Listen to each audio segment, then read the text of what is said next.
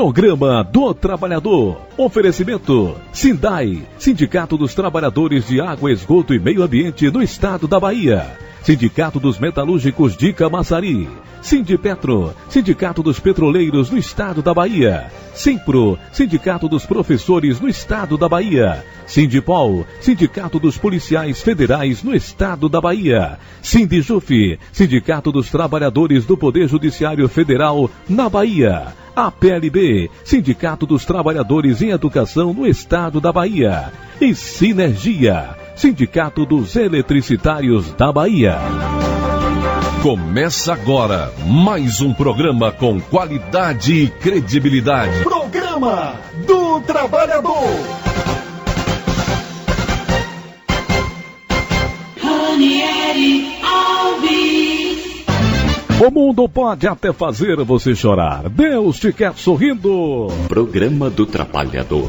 Grande abraço a você, trabalhador, trabalhadora brasileira, acompanhando tudo aqui com a gente, ligado em mais um programa dedicado totalmente a você. Vamos então destacar hoje os principais sindicatos aqui na Bahia. Serão vários sindicatos participando, a demanda, o que está acontecendo, as dicas, informações, todas as novidades ligadas aí aos sindicatos que estarão conosco em mais um programa do Trabalhador. Lembro também que você acessa o blog do trabalhador.com.br, que é o canal na internet do programa do Trabalhador. Mais uma vez o Caio está ali na parte técnica, a direção geral do Chico Quetes. Esse é o programa do Trabalhador e da Trabalhadora Brasileira. A partir de agora, fique sabendo. Acesse www.blogdotrabalhador.com.br, o canal na internet do programa do Trabalhador. ID Idiomas, seu curso de conversação desde a primeira aula em Vilas. Fale espanhol, inglês e francês com segurança e rapidez. Telefone 98234-3278. 98234-3278. ID Idiomas, fica em Vilas do Atlântico, abraçando o amigo Filito e Dona Wanda no ID Idiomas em Vilas. Olha, nós estamos vivendo um momento de greve com os trabalhadores dos Correios e eu vou conversar com o André Aguiar, que é diretor de comunicação do Sindicato dos Trabalhadores em Correios e Telégrafos do Estado da Bahia, o Sincotelba. Aqui eu abraço os demais diretores desse sindicato. Mas sobre esse momento de greve, a gente vê inclusive no site, o sincotelba.org.br, são muitas as mobilizações, trabalhadores dos Correios, greve solidária, nosso sangue tem mais valor. Quando eles foram ali também fazer uma doação de sangue, mostrando esse momento, né, e colocando para todos ficarem sabendo o que está acontecendo, o Sincotelba convocando todos os trabalhadores de Correios da Bahia para um protesto de solidariedade. Eu vi muito no site do Sincotelba e por isso convocando então para essa entrevista para saber um pouco mais em relação do que está acontecendo, né, esse problema ligado a essa greve.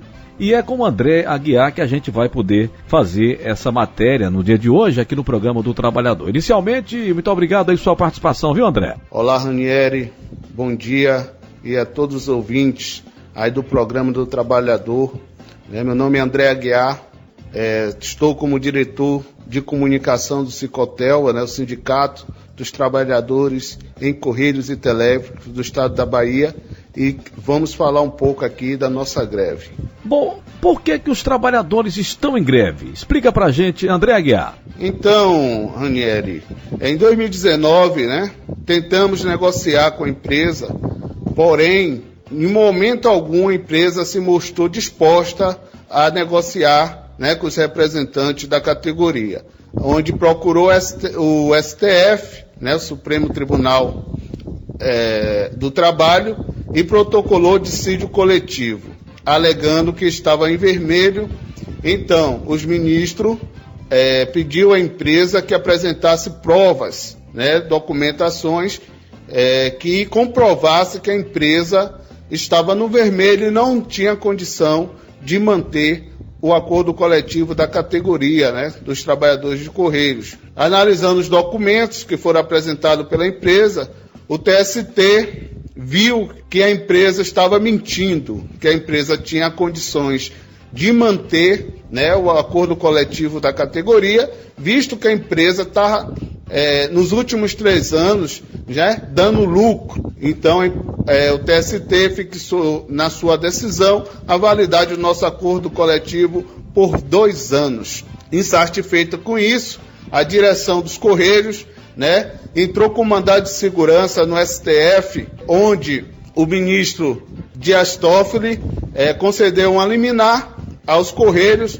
né, aumentando a coparticipação do nosso plano de saúde, que nós pagava 30% de coparticipação, para 50%, e também mexeu na validade do nosso acordo coletivo para 1 ano. Essa semana estava tendo julgamento, eles manteve a decisão, então não resta outra alternativa para a categoria a não ser a greve, né, lutar pelos seus direitos. Agora, com o julgamento do Tribunal Superior Federal, o STF, que interferiu na decisão do TST sobre a validade do acordo coletivo dos trabalhadores de Correios, eu pergunto a você, qual será a alternativa para os trabalhadores nesse momento? Então, com essa decisão do STF, né, de manter a liminar de Dias Toffoli, onde mexeu com a validade do nosso acordo coletivo, a categoria agora vai buscar no TST a renovação do acordo coletivo e provar que a empresa está mentindo, né? Nos últimos 3 anos a empresa vem dando lucro, né? Em 2017 foi 667 milhões, 2018 661 milhões,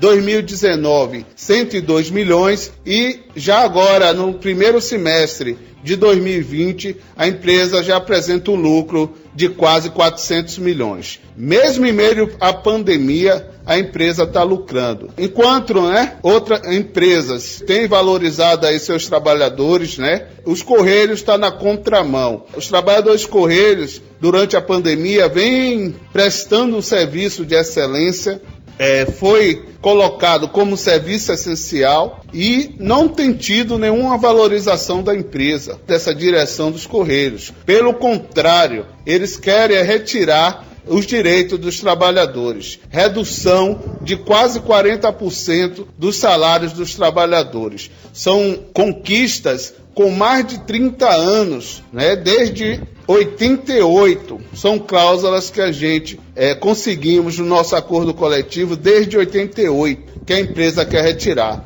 São 70 cláusulas do nosso acordo coletivo, retirada de direito total da categoria de Correios. Valeu então a sua participação aqui no programa do Trabalhador, André Aguiar. Valeu, Ranieri.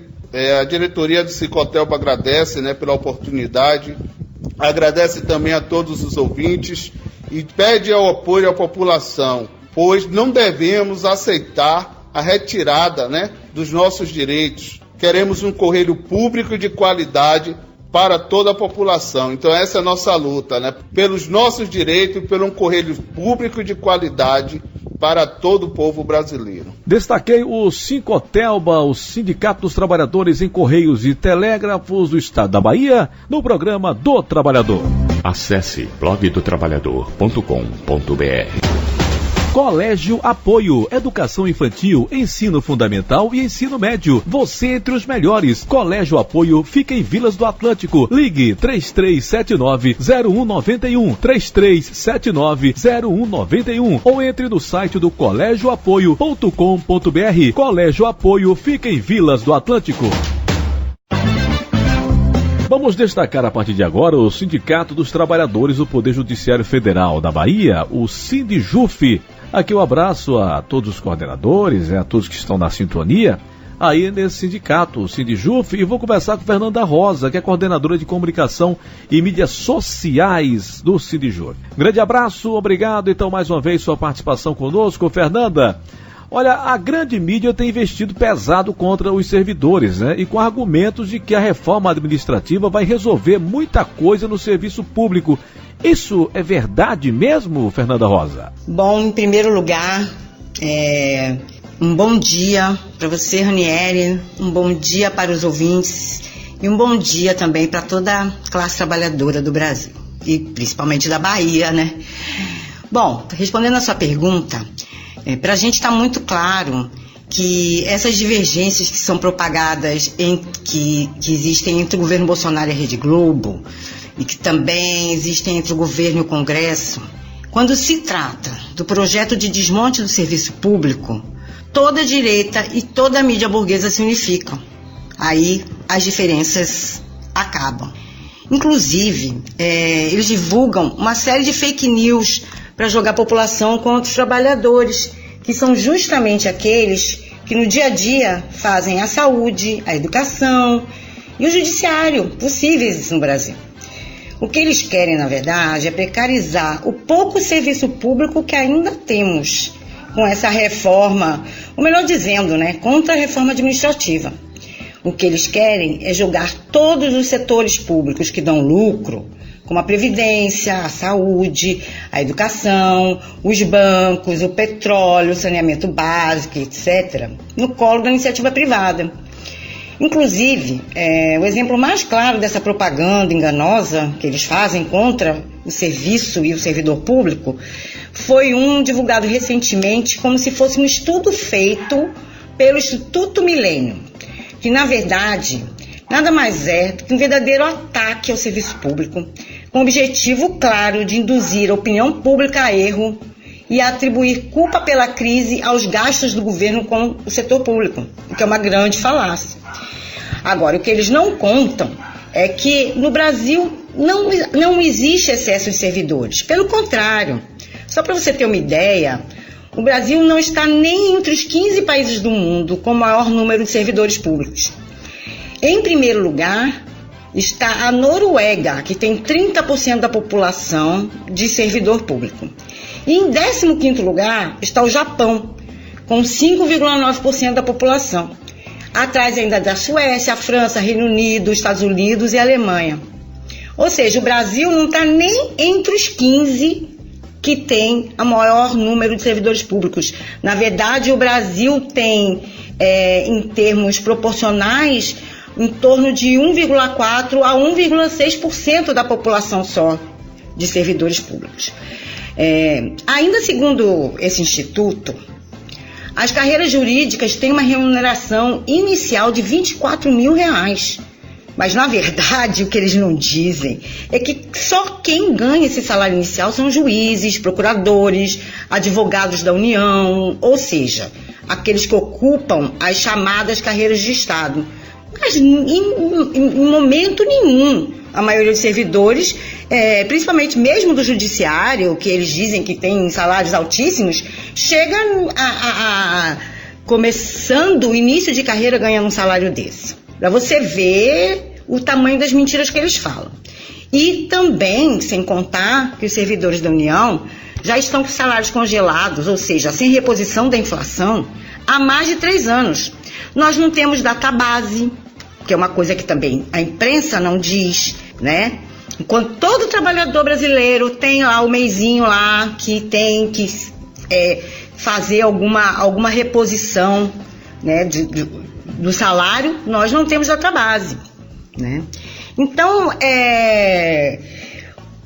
ainda para piorar a situação, cada vez mais falta investimento na estrutura do serviço público, Os servidores vão se aposentando, a gente tem centenas de cargos vagos que não estão sendo repostos porque foram proibidos os concursos públicos.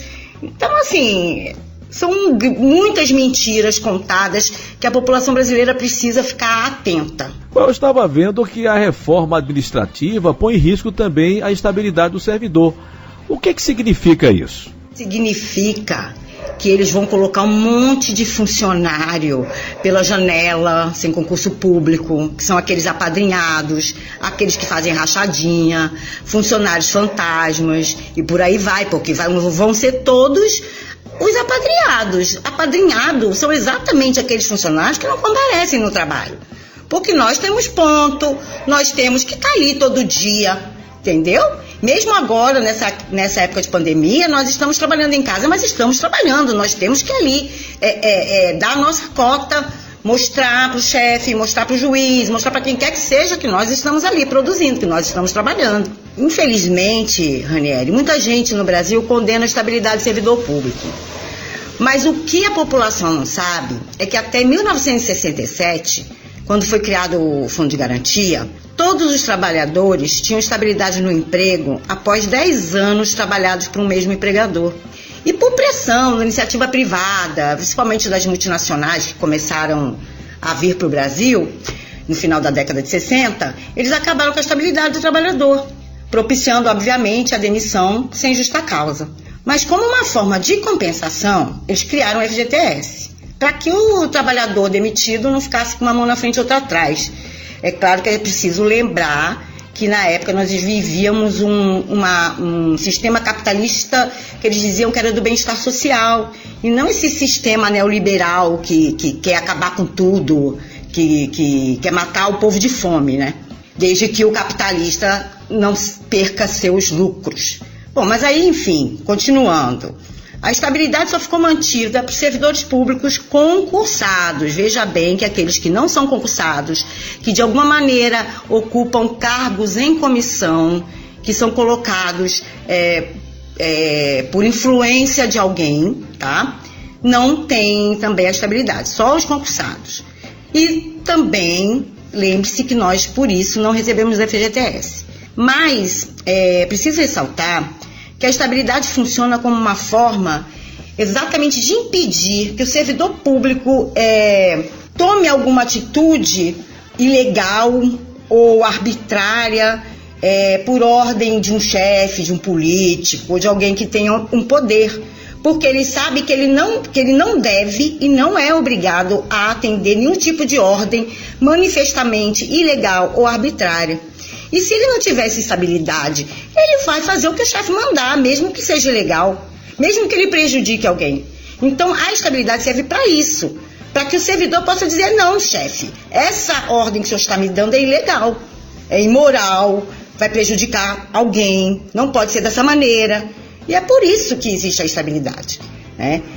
Só que isso também não quer dizer que os servidores não podem ser demitidos. Podem sim, se for comprovado que agiu com que praticou algum ato grave. Eu estou entrevistando Fernanda Rosa, que é coordenadora de comunicação e mídias sociais do Sindijuf Bahia. É um verdadeiro desmonte, então, do serviço público. E essas privatizações da Caixa, Correios, Previdência, se isso acontecer, será que a conta disso tudo vai vir para a população brasileira, hein, Fernanda? Não resta a menor sombra de dúvida de que com essas privatizações quem vai pagar a conta é o povo. Porque imagina se eles acabarem com a educação e a saúde pública, num país que tem uma população de maioria pobre. Quem vai ter dinheiro para botar o filho na escola ou para pagar um plano de saúde? Acho que serão pouquíssimos, você não acha? Veja bem, se o povo já reclama do SUS, imagina se não tivéssemos o SUS. O que seria da maioria da população brasileira que não tem convênio, principalmente agora nessa pandemia? A gente não pode esquecer que são justamente os hospitais públicos e os médicos e enfermeiros que trabalham nesses hospitais que têm atuado na linha de frente contra a pandemia e que estão segurando a barra para que o número de mortos não seja ainda superior aos mais 110 mil mortos que temos até agora. Imagine se não tivéssemos o SUS. O que nós veríamos seria um monte de mortes pelas calçadas, né? Já que a maioria do povo não teria dinheiro sequer para passar na porta desses hospitais privados. E quem dirá ficar numa UTI? Agora vamos para outro exemplo. Se não tivéssemos a Caixa Econômica Federal, que banco privado iria fazer o papel de efetuar os pagamentos do auxílio emergencial, inclusive expondo seus funcionários ao risco de se contaminarem com o coronavírus? Acho que nenhum, né? Veja bem, privatizaram as estatais que cuidavam da eletricidade e da telefonia, por um valor ínfimo do que realmente valiam, diga-se de passagem. E será que nós podemos dizer que a telefonia e a energia elétrica baixaram de preço ou melhoraram a qualidade? Tudo bem que hoje em dia todo mundo tem telefone, mas quem não tem um monte de problemas com as Claros e TIMs da vida? Por outro lado, privatizaram a Vale do Rio Doce, que era uma empresa, diga-se de passagem, extremamente lucrativa. E veja os acidentes ambientais que ocorreram. Na época que a Vale era estatal, nunca tinha ocorrido um acidente das proporções das que aconteceram em Diamantina e Brumadinho. E agora estão privatizando saneamento. Imagina o cara ter que pedir autorização da Coca-Cola para furar um poço na sua casa.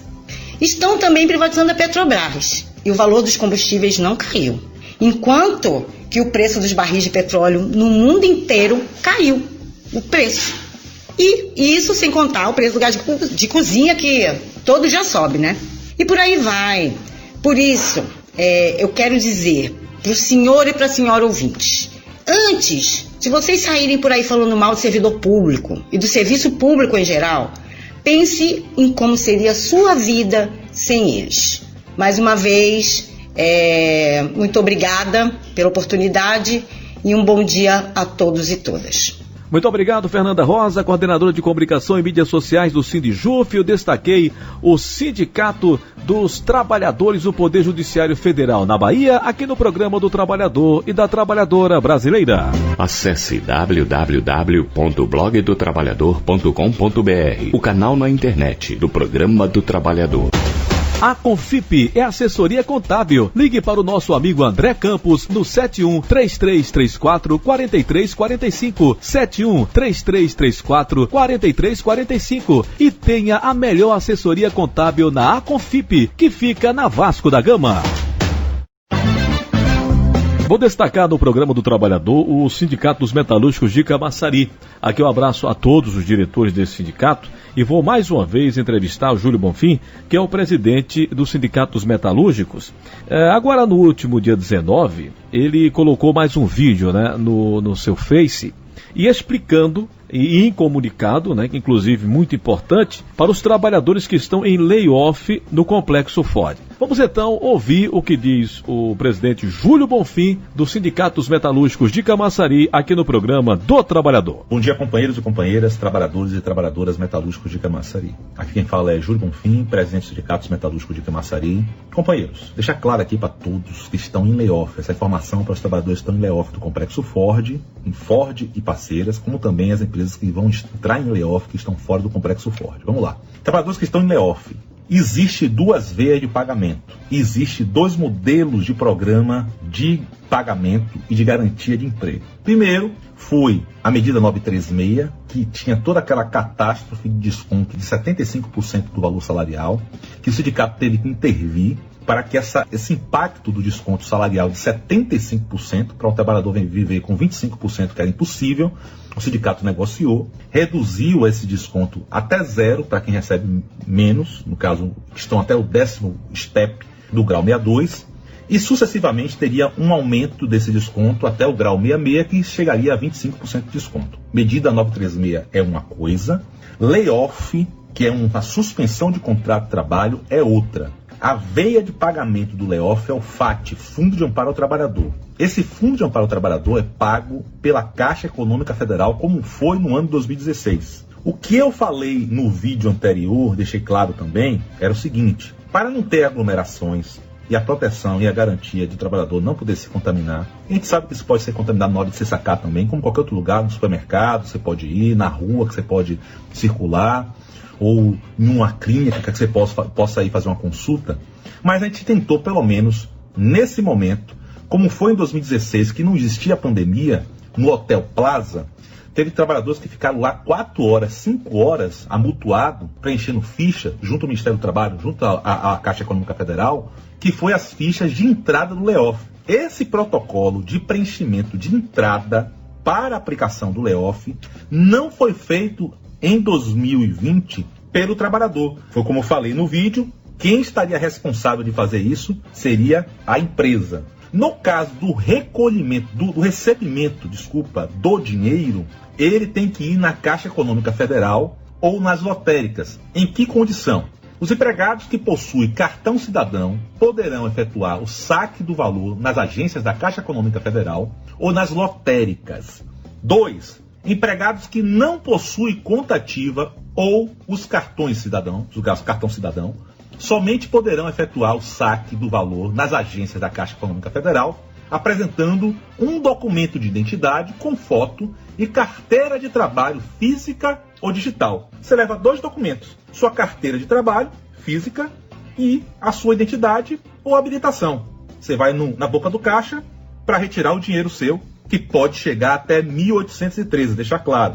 Se o governo pagar 500, 700, 800, 1.000, 1.500 e o seu líquido for 3.000 e você receber somente R$1.500 na Caixa Econômica, a empresa vai complementar esses outros R$1.500 para você receber os seus 3.000 líquidos. E assim sucessivamente. Então, para quem não tem o cartão cidadão, você simplesmente pode ir com sua carteira de trabalho física e uma carteira de identidade ou habilitação. Quem possui a carteira digital, que isso também pode ser tirada pelo link da Caixa Econômica no Android ou no iOS, que você gera a sua carteira digital, você pode ir com sua carteira digital, junto com um documento com foto, e retirar na boca da Caixa Econômica Federal o valor correspondente ao seu layoff.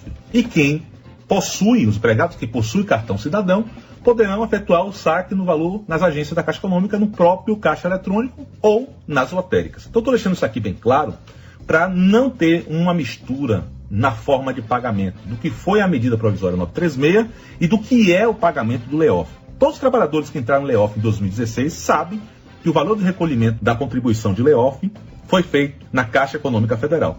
Então estou deixando isso claro para não ter dúvida e expectativa do dinheiro cair na conta do Itaú, que não vai cair, porque o layoff, como foi em 2016, foi recolhido pelo trabalhador na Caixa Econômica Federal, nessas duas condições. Quem tem cartão cidadão, sacava diretamente no caixa eletrônico ou na lotérica, e quem não tem cartão cidadão, automaticamente ele ia com a carteira de trabalho, junto com o documento, com foto oficial, e retirava o valor na boca do caixa. Valeu? Um forte abraço a todos. Sei que é difícil pra caramba, mas eu estou aqui evitando o máximo possível o que tem acontecido hoje a nível nacional, no Brasil, no setor automobilístico, que está passando uma dificuldade terrível, como todos os outros segmentos. A Renault é um caso desse, de 747 pessoas que foram demitidas, depois readmitidas e vão agora embora no PDVAI. E agora a Volkswagen, que anuncia que vai reduzir 35% do seu quadro em todo o Brasil, com redução de benefícios e precarização da mão de obra. Então eu estou tentando evitar o máximo possível isso aqui, para tentar manter a empregabilidade, manter a saúde do trabalhador, manter o emprego do trabalhador e manter o seu sustento. Forte abraço, fique com Deus. E em nome de Jesus Cristo, vamos vencer. Aí então ouvimos o Júlio Bonfim, que é o presidente dos sindicatos metalúrgicos de Camaçari. Estaremos sempre aqui no programa do Trabalhador, destacando, a cada semana o sindicato, principalmente para poder trazer essas informações. São informações ligadas diretas aos trabalhadores, num momento como esse, de pandemia de coronavírus, onde o sindicato está lutando pelo emprego de todos esses trabalhadores. E aí destacou então os trabalhadores que estão em layoff no complexo Ford, esse comunicado importantíssimo. As informações do Sindicato dos Metalúrgicos de Camaçari aqui no programa do Trabalhador. Acesse www.blogdotrabalhador.com.br, o canal na internet do Programa do Trabalhador.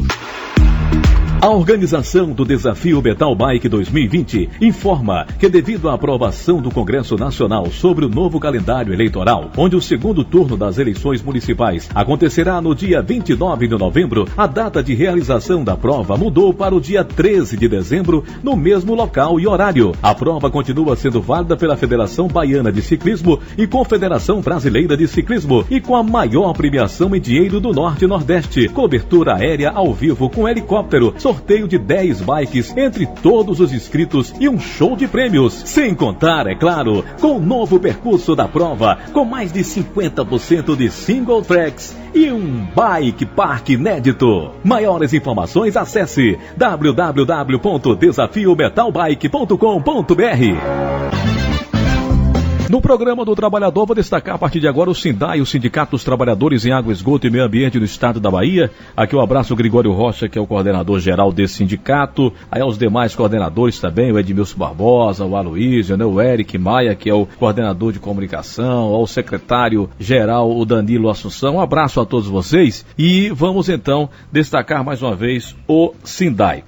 No programa de hoje, eu vou também receber aqui o Abelardo Oliveira, além do advogado o doutor Luiz Alberto Rocha. E vamos destacar esse recém-anunciado marco legal do saneamento básico, né, que está sendo muito questionado na Justiça por ambientalistas e partidos também de oposição, porque pode limitar o acesso dos mais necessitados, né? Como é que você, Abelardo Oliveira, que é conselheiro da instituição Ondas, analisa essa nova lei? Na realidade, né, essa lei é um verdadeiro retrocesso, né, porque ela praticamente destrói tudo que foi construído, né, com muita luta. Eu fui o secretário nacional de saneamento ambiental do Ministério das Cidades entre 2003 e 2007, na época da construção, da elaboração, discussão e aprovação da Lei 11.445,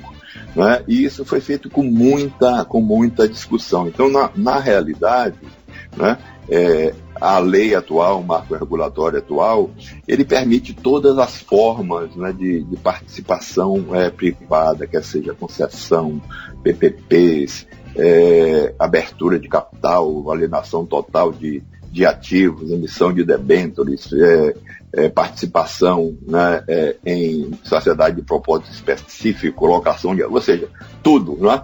Bom, e no começo da semana, alguns partidos ajuizaram o Supremo Tribunal Federal. Aí foi numa ação direta de inconstitucionalidade e ficou destacado que a lei pode limitar o acesso ao saneamento. Essa ADI, ela foi baseada em estudos da Federação Nacional dos Urbanitários. O advogado Luiz Alberto Rocha, que é advogado da FNU, explica um pouco mais para a gente em relação a essa ação. A piora para o saneamento é não deixar condições para as cidades brasileiras, que são quem tem efetivamente a competência para tratar do saneamento básico, impor que elas façam contratos de concessão de serviço público em forma de licitação, mesmo dos contratos vigentes, para que seja transferido para a empresa privada, sobre aquela crença liberal de que o setor privado tem mais eficiência econômica para prestar os serviços e, portanto, haveria uma incompetência inerente ao serviço público, de um modo geral, para fazer a prestação de serviço, e isso caracteriza a privatização da água. Voltar a conversar aqui com Abelardo Oliveira, que é conselheiro da instituição Ondas. Bom, relata pra gente aí o atual momento, né, e o que pode vir a desmontar o que já está construído, Abelardo. Efetivamente, né, as alterações introduzidas no marco regulatório, além de não resolver os problemas reais do setor de saneamento básico no país, vai desmontar, né, tudo que está construído, né, até hoje, e com isso vai prejudicar sensivelmente a população, principalmente aqueles que não têm acesso aos serviços de saneamento, são aqueles dos municípios pequenos, principalmente do norte e nordeste do país, né, das zonas rurais, das comunidades tradicionais e da periferia das metrópoles, das grandes e médias das cidades. Bom, mais uma vez aqui conversar com o advogado Luiz Alberto Rocha, ele é advogado da FNU. Esses recursos aí, eles vão chegar onde são necessários, doutor Luiz Alberto Rocha? O saneamento básico é um serviço público privativo do Estado, porque ele visa atender o interesse público. A ideia que está se fazendo a partir da transferência desse serviço público para um serviço privado, através de contratos de concessão, é transformar numa atividade econômica. Agora, Abelardo, na sua experiência aí, qual a análise que você faz sobre tudo isso? Essa história de que o setor privado vai trazer investimentos é uma grande, né, falácia, né, que realmente não tem afirmação em dados e em fatos, né, porque é uma coisa da economia, a alavancagem, né, de investimentos em qualquer setor e também no saneamento, quer seja via, né, empréstimos em bancos nacionais, internacionais, quer seja prestador público ou privado, vai depender fundamentalmente né, do retorno dos ativos existentes. Eu agradeço ao Abelardo Oliveira, que é conselheiro da instituição Ondas, né? Participou com a gente também, o advogado da FNU, que é a Federação Nacional dos Humanitários, o doutor Luiz Alberto Rocha, aqui no programa do Trabalhador. Bom, esse é um problema que a gente ainda vai estar falando muito aqui no programa do Trabalhador, porque esse marco legal do saneamento básico, que está sendo questionado na Justiça, ainda vai dar muito o que falar. Olhando aqui no site do SINDAI, o sindai-ba.org.br, tem uma matéria, inclusive também está no blog do Trabalhador, em relação à proposta de abertura do capital da Embasa. A manchete diz assim: proposta de abertura do capital da Embasa é engodo e ainda é uma ameaça do acesso aos serviços de água e esgoto para os mais pobres. Mesmo sem estudos técnicos convincentes, o governador da Bahia, Rui Costa, insiste em defender publicamente a abertura do capital da Embasa, citando números bilionários. O governador tenta impressionar os contribuintes, mas sem apresentar nenhum indicador de que a operação resultará em vantagens para a sociedade baiana, que é a legítima e verdadeira proprietária da empresa. As revelações da intenção do governador de vender entre 40% das ações da Embasa para o mercado financeiro acontecem desde 2019, época em que deu início às tratativas com empresários nesse sentido. Desde então, o SIDAI, Sindicato dos Trabalhadores em Água, Esgoto e Meio Ambiente do Estado da Bahia, vem exigindo do governador explicações, tanto pela imprensa quanto através de ofícios sobre quais estudos basearam a decisão de abrir o capital. Embora a Embasa só tenha contratado uma consultoria, isso foi em fevereiro deste ano, para analisar um modelo de gestão mais adequado, e ainda sem um parecer definitivo, o governador vem desde 2019 reiterando esse discurso, indicando que as conclusões desses estudos apenas irão referendar uma decisão já tomada sem nenhuma base técnica consistente, mas de caráter político-ideológico. Recentemente, em coletiva de imprensa, que aconteceu na última quarta-feira, dia 19, o governador afirmou que a ideia é realizar a venda das ações da empresa nos mesmos moldes que foi feito com a Petrobras e o Banco do Brasil, e que apesar das vendas, as empresas seguem com controle público, disse então nessa coletiva. O governo federal abandonou completamente a ajuda para a água e esgoto nos estados, abandonou completamente qualquer política disso. Nós estamos fazendo isso com recurso estadual. Como não tem poupança pública suficiente, ou a gente deixa o povo sem água ou esgoto, ou busca captar recursos para transformar em obras de água e esgoto. É o que vamos fazer com a venda das ações da Embasa, mas não venderemos o controle da Embasa, ela será mantida pública. Aí são as palavras, né? Está aqui no site também do SINDAI em relação a essa entrevista realizada pelo governador no último dia 19, na quarta-feira. Apesar de verdadeira a crítica de que o governo federal abandonou os investimentos em saneamento, pois optou por incentivar a privatização do setor de saneamento e tem boicotado os empréstimos de recursos do BNDES, BNB e Caixa para as empresas estaduais, as afirmações do governador de falta de recursos são improcedentes, uma vez que a Embasa tem condições de captar recursos em bancos estrangeiros para financiar suas ações, bem como fazer investimentos com recursos próprios a partir do excedente tarifário e do subsídio cruzado. Não só isso, é verdadeiro que basta uma olhada na sua agenda para mostrar que ele tem inaugurado obras da Embasa no interior do estado quase semanalmente e há anúncios de investimentos previstos para vários municípios, como Camaçari, Feira de Santana, Santa Cruz, Cabralha, dentre muitos outros. Contraditoriamente, ao alegar a falta de recursos federais para abrir o capital da Embasa,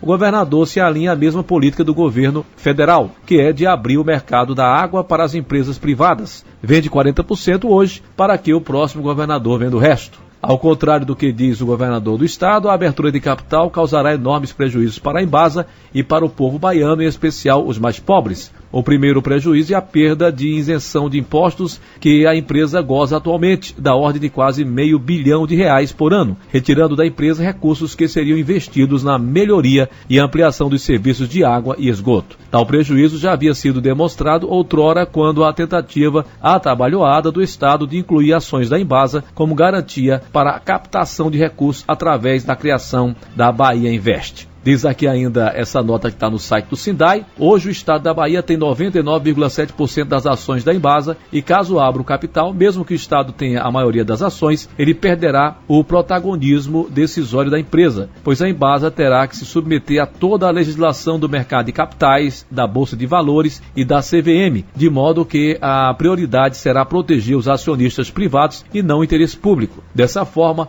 os acionistas privados poderão até entrar na justiça para que a empresa não faça investimento nas áreas pobres, nas periferias das grandes cidades, e também nos pequenos municípios, pois isso irá diminuir a taxa de lucro dos empresários. Ou seja, os acionistas privados trabalharão por dentro da empresa contra o interesse público, pois para atingir a universalização dos serviços de água e esgoto, é preciso fazer investimentos em locais onde mora a população de mais baixa renda, que pagará tarifa social e não gerará lucro para a empresa no final do exercício. O sindicato fecha a nota, exige que os estudos que estão sendo feitos pela consultoria contratada sejam disponibilizados à população para um debate amplo com a sociedade sobre o tema, pois as ações da Embasa pertencem ao povo da Bahia e não ao governo ou governador do estado, o qual é apenas o gestor temporário do nosso patrimônio durante o período do seu mandato. Tá, então, se você quiser ler essa nota, está no site do sindai-ba.org.br, fala em relação à proposta de abertura do capital da Embasa.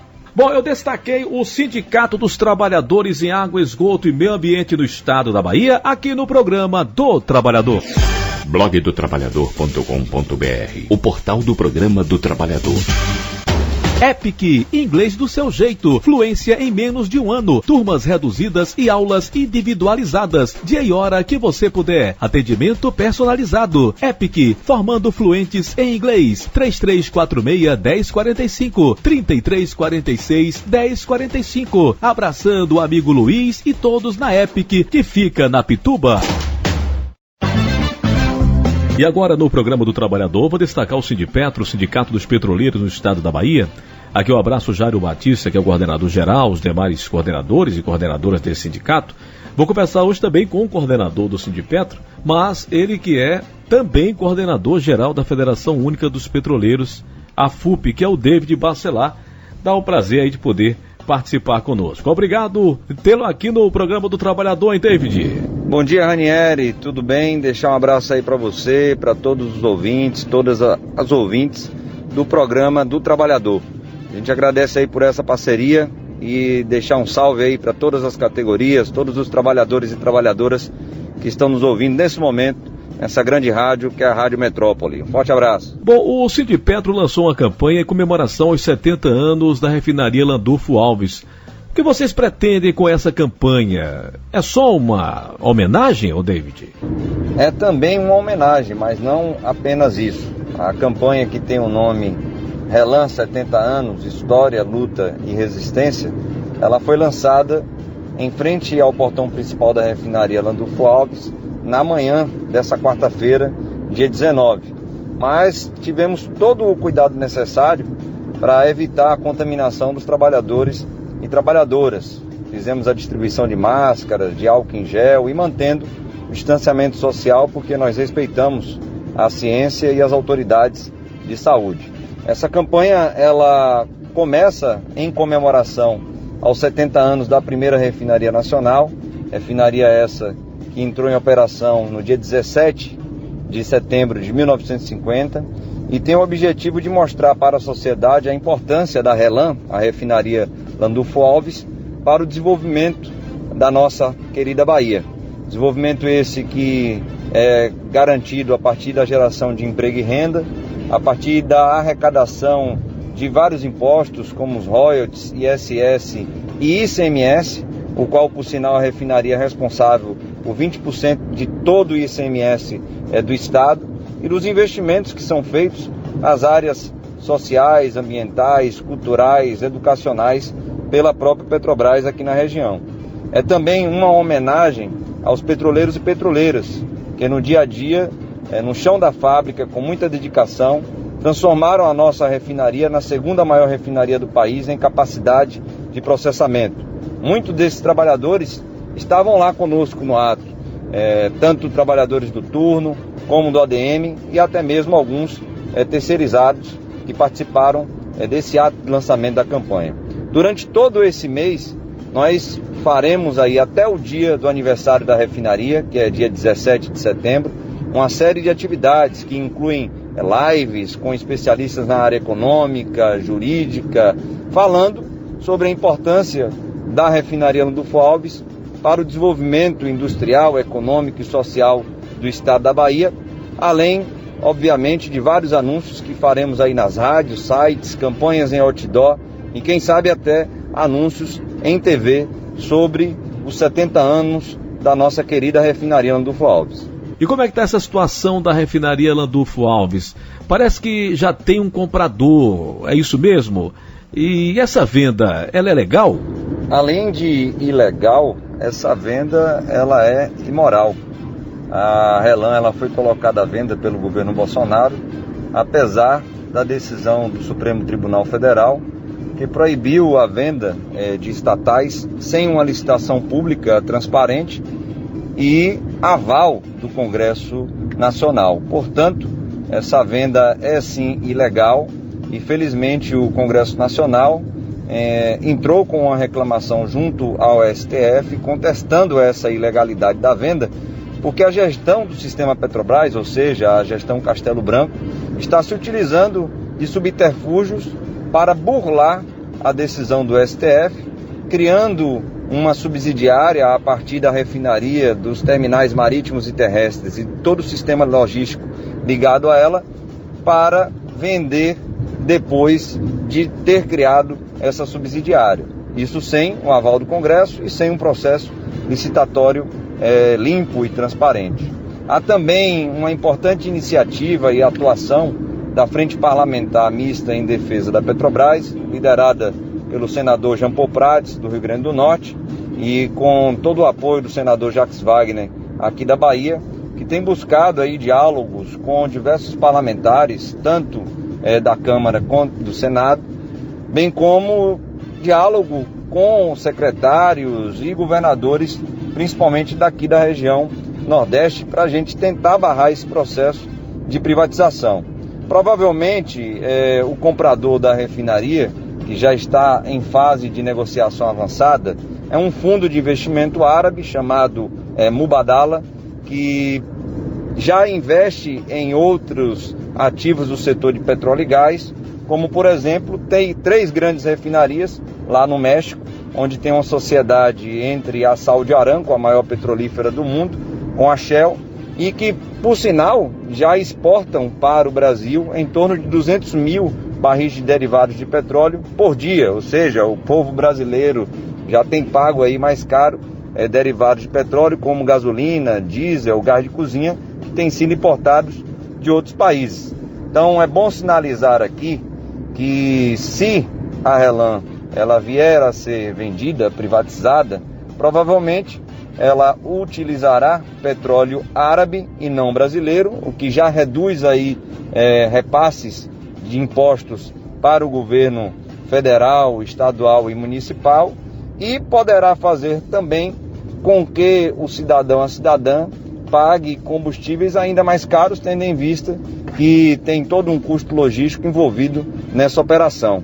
Além disso, tanto a ANP quanto a FUP, o INEP e a PUC do Rio de Janeiro têm alertado sobre a ameaça de uma criação de monopólios regionais nos locais onde as refinarias estão sendo vendidas, inclusive na Bahia, que farão com que a sociedade ela fique refém desses monopólios privados, que irão, sem dúvida alguma, maximizar ainda mais os preços dos combustíveis. E a própria ANP tem alertado sobre a possibilidade de desabastecimento, principalmente de gás de cozinha, em lugares mais remotos do nosso Brasil e, no nosso caso, daqui do estado da Bahia. Preocupante a situação e precisamos aí evitar que essa ilegalidade e imoralidade ocorra aqui no nosso país. Eu estou entrevistando o David Bacelar, que é coordenador geral também da FUP, a Federação Única dos Petroleiros, e faz parte também da coordenação do Sindipetro Bahia.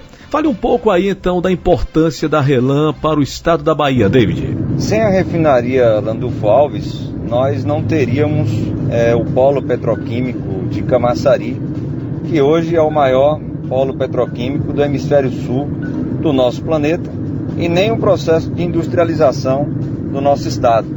A criação da refinaria Landulfo Alves, que entrou em operação em 1950, ela foi impulsionada justamente pela descoberta do petróleo aqui na Bahia, lembrando lá em Lobato, onde descobrimos o petróleo em 1939, e também a partir da produção de petróleo comercial em Candeias, no Poço 01, que por sinal está em operação até hoje. Tudo isso gerou o sonho de uma nação independente e com soberania energética. Ao entrar em operação, antes mesmo da criação da Petrobras, que foi criada em 1953 pelo presidente Getúlio Vargas, a refinaria ela mudou a cara da Bahia. A Bahia deixou então de ser um estado completamente agrário, que dependia principalmente da cana-de-açúcar e do café no sul da Bahia, para se tornar um estado com uma ativa atividade industrial. Por sinal, os trabalhadores e trabalhadoras aqui da região metropolitana de Salvador e do recôncavo da Bahia deixaram a pesca, a agricultura para aprender um novo ofício e ascender socialmente a partir da venda da sua força de trabalho para uma empresa pública, para uma empresa estatal.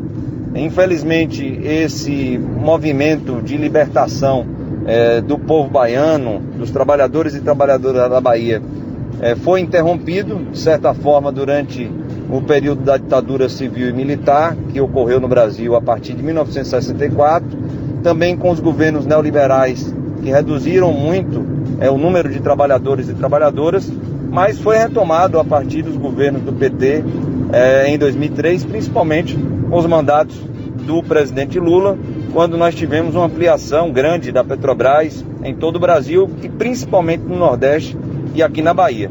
Então, mais uma vez, a categoria petroleira, não sozinha, mas junto com a sociedade brasileira, com a sociedade baiana, precisa estar atenta aos riscos do desmonte da privatização da refinaria Landulfo Alves, dos seus terminais e do sistema logístico.